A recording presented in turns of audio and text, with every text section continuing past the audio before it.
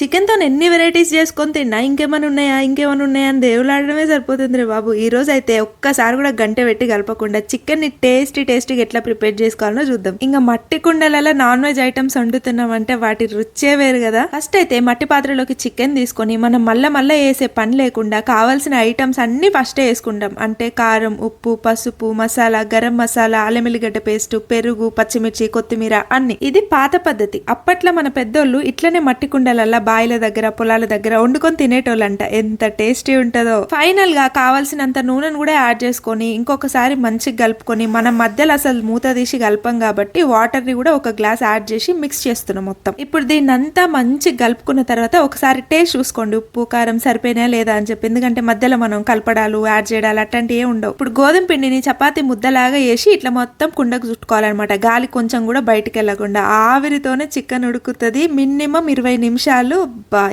ఉంటుందా. 10 minutes high flame పెట్టుకోండి, 10 minutes లో ఫ్లేమ్ పెట్టుకోండి. మన టేస్టీ చికెన్ 20 minutes లో అయితే రెడీ అయిపోతుంది. తప్పకుండా ట్రై చేసి మీకు ఎట్లొచ్చిందో కామెంట్ చేయండి.